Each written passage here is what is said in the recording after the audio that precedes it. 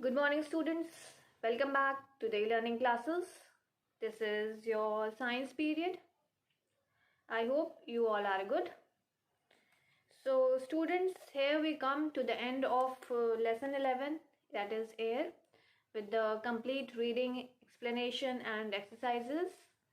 I hope the chapter is clear to you all. If you are having any confusion, you can ask me and clear your doubts. All right. So now today we will start our new chapter, that is lesson number 12, water. So all of you be ready with your books.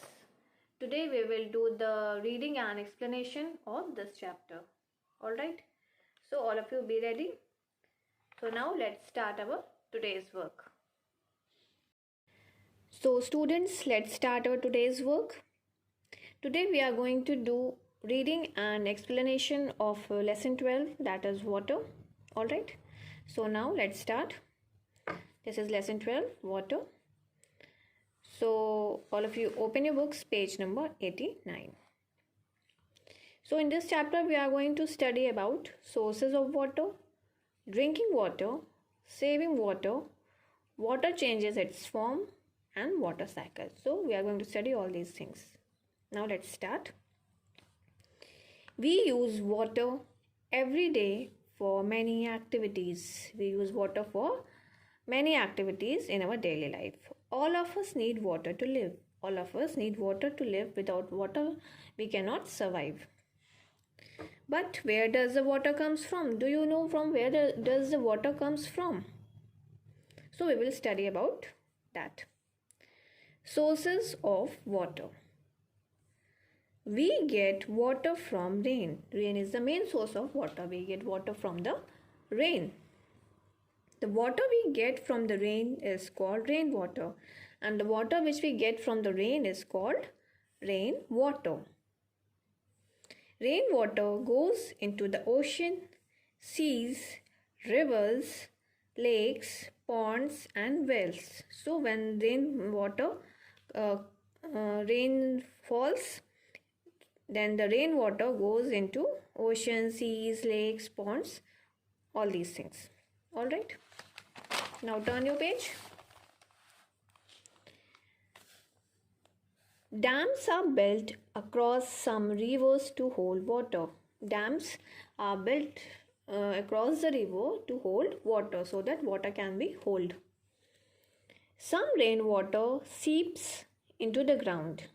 It is called groundwater, and some water seeps into the ground, and that water is called groundwater. We get groundwater through wells, tube wells, and hand pumps. So what are the sources of groundwater?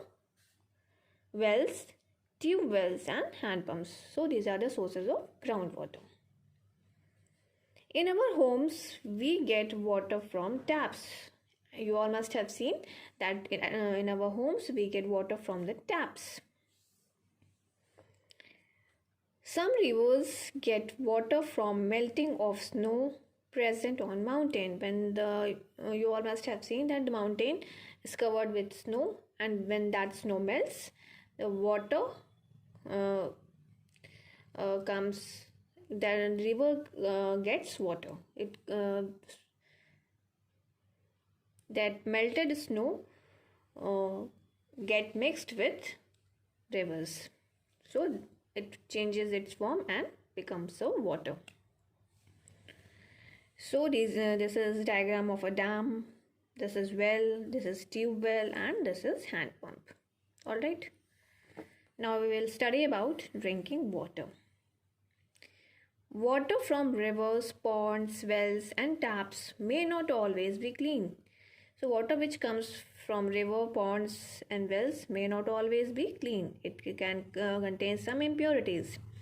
It may contain dirt and germs. Therefore, it must be clean before drinking it. So we must clean the water before drinking.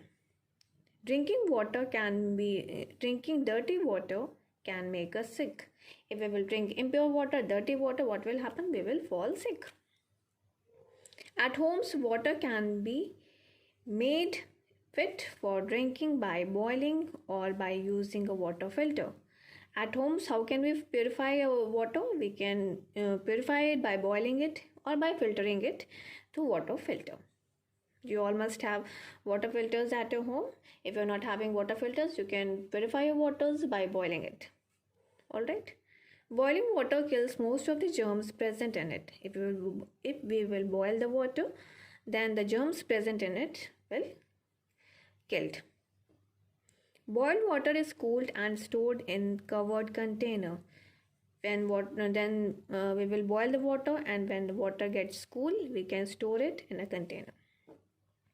Drinking water should be stored in clean and covered container, and drinking water should always be kept in clean and covered container. All right.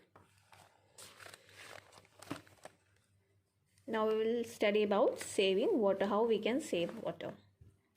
Water is useful for all the things. Water is very useful for us. We use water for different activities. We should not waste water, so we should not waste water. We can save water in following ways. Now, how can we save water? We will study about that. We should take bath using a bucket and mug. We should always take the bath using bucket and mugs, not by using shower. Okay. We should not let the tap run while brushing or bathing. So you all must have seen that there are many people who kept the tap on while they are brushing. See this diagram? But this is the wrong way. The water is being wasted. So we should close the tap and should on only when we need water. Number third, we must close the tap after use. So we must close the tap after use. We should not kept it open because water will be wasted. Next one, we must get leaking taps repaired. If there is a leakage in the taps or pipes, we should repair it as soon as possible because water is being wasted. Next one, we should water the plant using buckets and mug. We should always water the plant using buckets and mug, not with the water pipes, because most of the water will be wasted if we will use water pipes. See this diagram? The girl is watering the plant using water pipe. So large amount of water is wasted. See this diagram? The boy is taking bath using shower, not by using mugs and bucket. So we should follow these steps to save water. Now, water changes its form. Now, how water changes its form, we will study about that. When we boil water in a vessel, hot steam comes out. Steam is called water vapor. You all must have seen at your homes when water boils, hot steam comes out, and that is called water vapor, and we call it as water vapor. See, this steam is called water vapor. When we hold a steel plate over the vessel, and if we keep a steel plate over the vessel means this container, we find tiny droplets of water on the steel plates. See this tiny droplets? There is a vessel, and when we boil the water, then steam comes out, and if we will cover the vessel with the plate, and when water cools down, then water droplets will be formed on the steel plate. From where these droplets come? Now, do you know from where these droplets come from?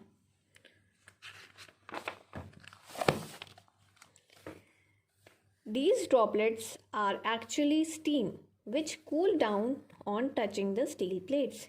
These are actually the steam which is coming from boiling the water. The steam changes back into water. So when water boils, water changes into steam, into vapor form, and when it cools, it again changes into water form. Alright? Keep an ice tray filled with water in the freezer. Now, if we will keep an ice tray filled with water into the freezer, what will happen? After some time, you will find that the water changes into ice. What will happen? The water which is present in the ice tray changes into ice.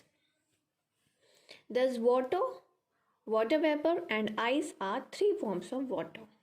Now, what are the three forms of water? First one is water. When water boils, water changes into vapor. That is called water vapor. This is the second form of water. And when water gets cool, then when water vapor gets cool, it again changes its form and becomes water. And when that water is kept into the freezer, it again changes its form and become ice. So these are the three forms of water: water, water vapor, and ice. This is liquid form, this is gaseous form, and this is solid form. They can change from one form to another. So water can be changed into one form to another. It can be changed into ice, it can be changed into steam, it can be changed into vapor. Alright. So now we will study about water cycle. In nature, water changes its form. In nature also, water changes its form. The sun heats up the water in the sea. You all must have seen that when during the summer season, when the sun shines very brightly, and the water in the seas, lakes, ocean gets heat up. This water changes into water vapor. When the heat of the sun falls on the water which is present in river, ocean, so what will happen? The water changes into vapor due to the heat of the sun. The water vapor rises up in the sky, so it goes up in the sky. As water vapor rises high, it cools down. So the water keeps on going up in the sky, and by moving up in the sky, it gets cooled down and forms tiny droplets. And when water cools, as we have already studied, when water cools, it changes into form and become droplets. When steam gets cool, it changes into form and become droplets of water. It becomes tiny droplets of water. These droplets of water forms cloud, and in the sky these droplets forms the clouds. You all must have seen the clouds. So these are the tiny droplets of water. Inside clouds, tiny droplets join together to form big drop, and these tiny drops, small drops, combine together to form a big drop. Alright, inside the clouds. When big drops become so heavy that the clouds cannot hold them, and when this drops become so heavy that the clouds cannot hold them, it is not possible for the clouds to hold it, then they fall back on the earth in the form of rain, and then we get water in the form of rain. Alright, so this is the whole process how we get rain on earth. This rainwater flows back to the sea, river, lakes, and ponds, and when rainwater falls on the earth, it again goes back to the river, sea, lakes, and ponds. Again this water gets heated due to the sun and forms water vapor. Then again this whole process will continue. Then water, due to the sun heat, the water changes its form, become water vapor. Then this water vapor goes high into the sky, then it cools and condense, become tiny droplets of water. Then again these tiny droplets form big drops, and when they become so big that they cannot hold it, then water comes down in the form of rain. Then again this rainwater goes into the river, sea, ocean, and this whole process and cycle continues. Alright, so here this rainwater flows back into the sea, river, lakes, ponds.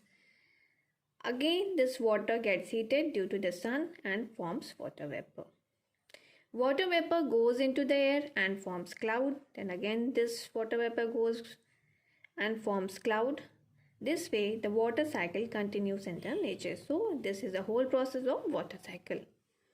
The cycle of the water forming water vapor, cloud, and then falling back on the earth as rain is called water cycle. So what is water cycle? The cycle of the water forming water vapor. When water gets heat, it forms water vapor. Then again when it cools and condenses, they form clouds. And then it falls back on the earth in the form of rain. So this is called rain in the form of rain. So this whole process, this whole cycle is called water cycle. All right. I hope it is clear to you all what is water cycle. Now we will study this diagram of water cycle. See, this is water on river, you can say, or ocean, you can say. When the heat of the sun falls on this water, what is happening? When water gets heated by the sun and changes into water vapor. See, when the heat of the sun is falling on the water is changing its form and forming water vapor. This vapor is going up in the sky. So water vapor rises up and forms clouds. So this vapor is going up in the sky and this vapor forms cloud. See, the clouds is forming here. When water drops become heavy and fall as rain. So when the tiny droplets become so heavy that they cannot hold, the clouds cannot hold the water, it falls back on the earth in the form of rain. See, this is rain. Rain is falling. So again this rainwater mixes this ocean, river, sea, ponds. Then again it get heated up due to the sun. And again the water vapor forms, goes up in the sky, forms cloud. Then again it condenses and becomes so heavy that the clouds cannot hold it. Then it falls back on the earth in the form of rain. So this whole process is called water cycle. Alright, I hope the diagram is clear to you all. Alright, so I hope the chapter is clear to you all. Your homework is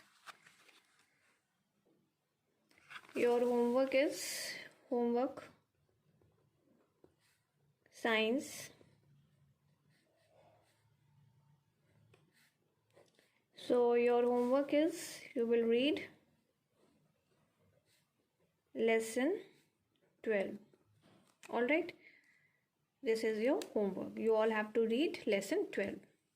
Okay, so that's all in this video. If you are having any confusion, you can ask me. So students, that's all in this video. If you are having any confusion, you are free to ask me and clear your doubts. I am here to explain you. All right, so thank you so much. See you in the next video.